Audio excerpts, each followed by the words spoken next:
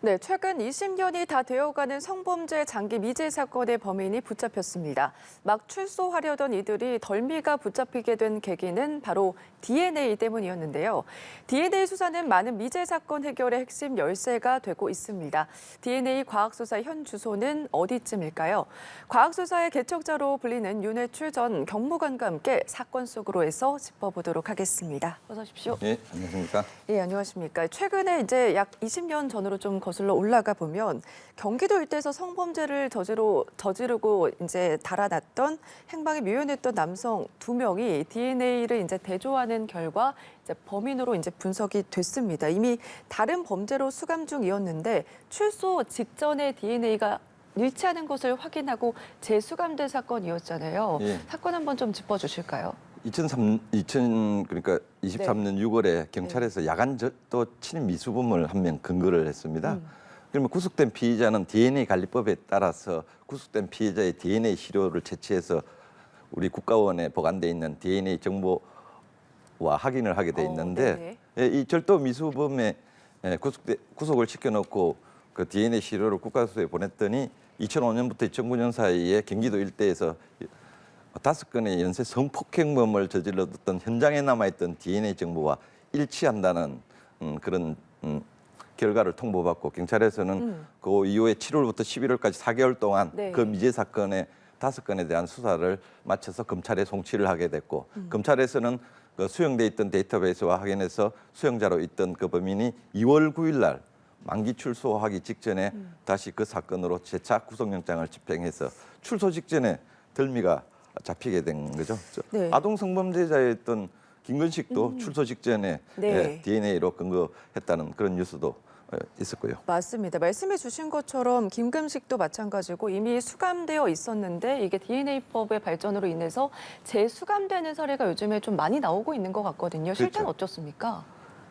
지금 과거에 경찰 수사에서 가장 핵심적인 신원 확인을 특정을 할 수 있는 유일한 단서가 지문과 DNA였는데 네. 지문이 지금 요즘 많은 범죄자들이 장갑을 끼고 그다음에 지문을 다 지우고 이러니까 지금 DNA 정보 활용하는 기법들은 엄청나게 많이 진화되고 발전되고 그 속도가 많고 현장에서 우리 과학수사관리관들도 현장에 있는 DNA 증거물을 채취하려고 많이 노력을 하고 있고 그 결과 장기 미제로 남아있던 미제 사건들의 현장에 있던 DNA와 데이터베이스 일치 확인 작업을 거쳐서 많은 사건들이 해결되고 있는 거죠. 네, 김근식도 마찬가지고 DNA 수사의 대표적인 사례를 꼽으라고 말을 하면은 화성 연쇄살인 사건의 이춘재 씨 30년 만에 DNA로 덜미를 잡혔잖아요.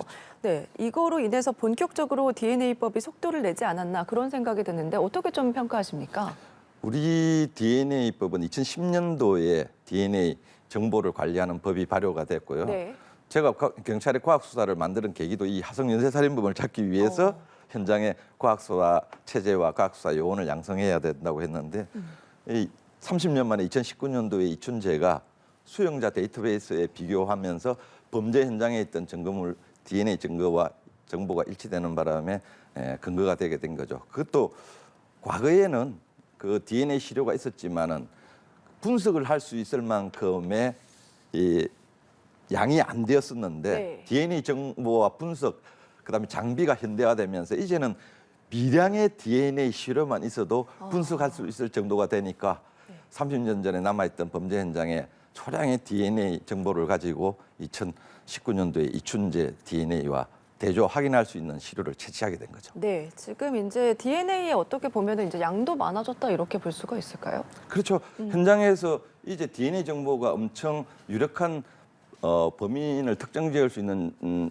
자료가 된다고 하니까 범죄 현장에서 우리 과학수사 요원들이 몇 시간에 걸쳐서 땀 한 방울, 피 한 방울, 침 한 방울까지도 현장에서 채취를 하려고 노력을 많이 하는 거죠. 조금 전에 이제 DNA 이제 장비가 현대화가 되면서 많은 장기 미제 사건들을 해결했다 이런 얘기를 좀 해주셨는데 어느 정도 실태인지 다시 한번 정리를 좀 해주실까요? 그래서 DNA법에 의해서 지금 관리하고 있는 DNA 정보는 보통 수감자라고 하셨는데 형이 확정돼서 수용돼 있는 수용인들 등록 정보가 있고요. 그다음에 경찰과 검찰이 현재 수사 진행 중인 피의자 중에 구속 피의자의 또 DNA 정보가 있습니다. 그럼 네. 요 두 가지 실은 정보를 가지고 DNA 정보를 가지고 네. 범죄 현장에서의 DNA 정보와 일치 여부를 확인하는 거죠. 그 DNA 관리위원회에서 운영 보고서 발표를 2022년 12월 기준으로 보면은 네. 약 11,000건에서 18,000건 정도 그 수용자나 구속된 피의자가 범죄 현장에서의 DNA 증거와 일치하는 그 통계가 나오고 있고요. 그 중에 유의미한 것은 그렇게 일치되는 것 중에 네. 과연 경찰이나 검찰이 수사 제기가 된 건이 몇 건이냐 봤을 때 수용자 DB와 비교해서 네. 제기된 것은 약 2,500건 정도. 그다음에 구속된 피의자가 범죄 현장에 DNA 정보와 일치해서 수사가 제기된 게 약 4,000건 정도. 그러니까 이게 DNA 과학수사 기법이 진화하면서 DNA로 인해서 미제 사건이 해결될 가능성이 엄청 높아지는 것이죠. 네. 수사의 신속성과 더불어서 수사의 효율성도 담보되는 거죠. 네, 그렇다면 현재 국내 데이터베이스는 어느 정도나 저장이 되어 있는지 궁금하고 이렇게 DNA가 많이 저장이 되다 보면 장기 미제 사건도 더욱더 많이 해결할 수 있지 않나. 그렇다면 수집을 더 강화할 수 있는 방법은 무엇인지 좀 궁금하네요. 그렇죠. 지금 현재 DNA법에 따라서 등록돼 있는 정보의 양은 일단 수용인들 등록 정보가 약 20만 명. 네. 그다음에 구속된 피의자가 한 7만 8천 명 정도. 이거는 약간의 이제 변동사항이 계속 생기는 거죠. 삭제도 되고 새로 신규 등록도 되는데 2022년 12월 말 기준 DNA DB 관리위원회에서 발표된 통계에 따르면 약 28만 명 정도의 그 등록 정보가 돼 있는 걸로 그렇게 확인돼 있고 네. 이게 등록 채취 대상이 모든 범죄군이 되는 게 아니라 11개 재범의 우려가 있는 11개 범죄 유형만 대상이 되다 보니까 강력 범죄를 예방하기 위해서 전문가들은 이 DNA 등록 대상을 좀 확대를 해야 네. 그다음에 그러면 유전자 DB 수집 강화 방안을 조금 제고를 해야 된다고 하는데 또 인권 단체에서는 이게 개인 정보와 연결되기 때문에 그 범죄 예방학교와 그다음에 개인 사생활 정보 보호 차원에서의 어떤 균형 감각이 필요하다. 그렇게 보여집니다. 네, 이게 수감자의 DNA를 수집한다고 해서 해결되는 게 아니지 않습니까? 이제 그 당시에 있었던 뭐 증거물에서 역시 DNA가 채취가 됐기 때문에 대조가 가능한데 보통 장기 미제 사건이라고 하면 20년, 30년 전이잖아요. 어떻게 그렇죠. 이거를 보관하는지 그 부분도 어떻게 가능한지 좀 궁금하거든요. 현장에서 채취된 DNA 시료는 일단 그 보관만 잘 하면은 반연구 자료입니다. 네. 잘 보관만 하면은.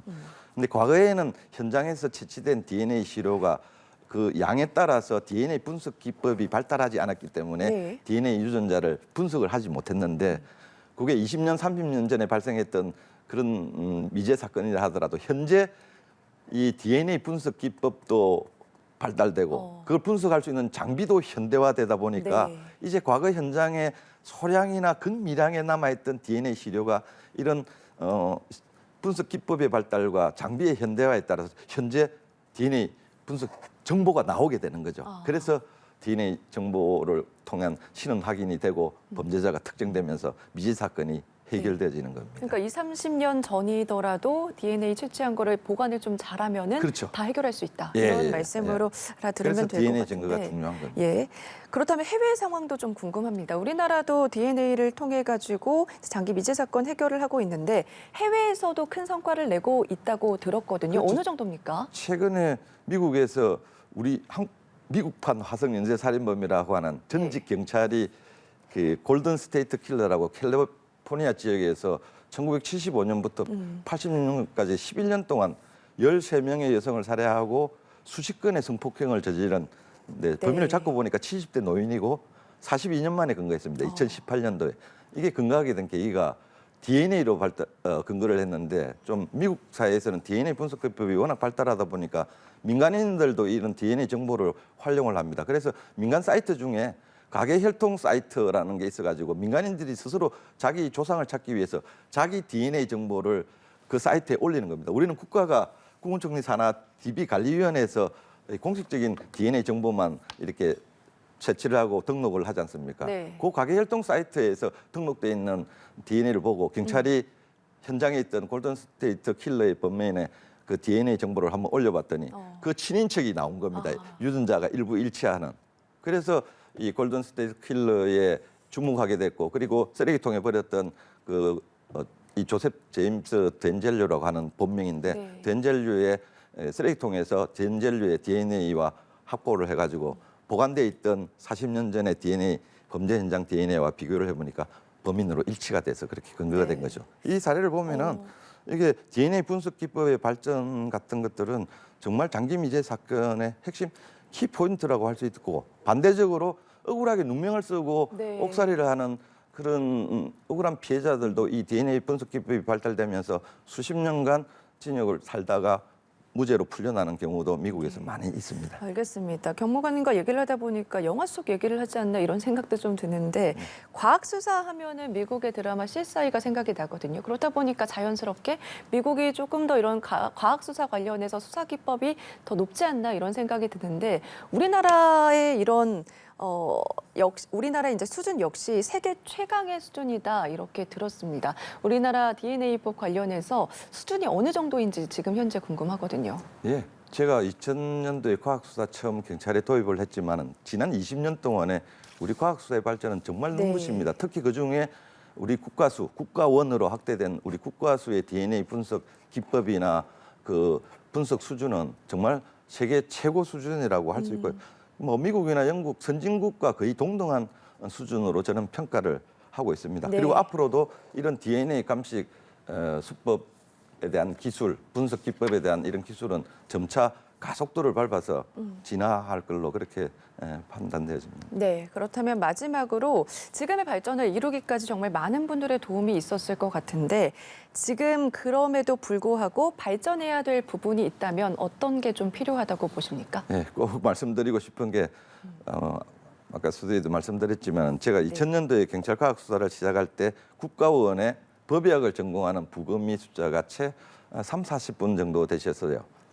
그런데 지금 의료인들 학대하는 문제가 사회 이슈화되고 있지 않습니까? 네. 그런데 이 의료인 중에 법의학을 선택하시는 분이 거의 없어요. 20년이 지난 지금도 50인 정도밖에 안 되는데 이게 사건의 실체적 진실을 발견한 사건 현장에 법의학의 부검의의 역할은 엄청나게 중요한데 그 인력이 확대가 안 되고 있고 또 지금 우리 오늘 얘기한 DNA도 마찬가지입니다.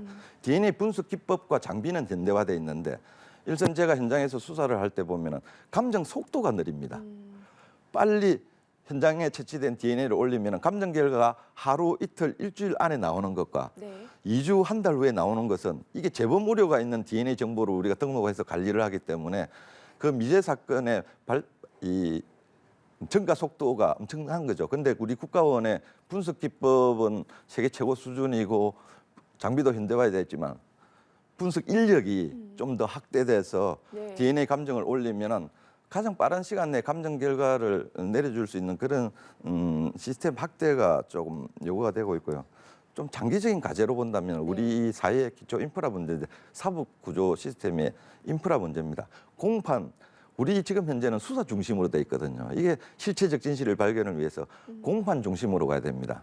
공판 중심으로 가면 공판정에서 그 변호인과 검사가 실체적 진실 발견을 위한 증거에 대한 입증을 위해서 증거 능력과 증명력을 치열하게 다투게 되면은 그 증거에 대한 증거 능력과 증명력에 대한 전문 지식을 보좌할 수 있는 게 법의학, 법과학의 이 과학 수사 인력의 정언이나 감정이 중요한 역할을 하게 될 것인데 네. 이게 선순환적으로 미래 과학 수사에 대한 어떤 발전적인 요소, 기초 인프라 확충이라고 보여지는 거죠. 이런 과학 수사가 발전함으로 인해서 실체적 진실 발견도 이루어지고 또 인권 보호 측면, 억울한 피해자가 안 생기는 인권 보호 측면에 두 마리 토끼를 잡을 수 있는 그런 방법이라고 보여집니다. 알겠습니다. DNA 과학 수사와 관련해서 이야기 짚어봤습니다. 지금까지 윤해출 전 경무관과 함께 이야기 나눠봤습니다. 고맙습니다. 네, 고맙습니다.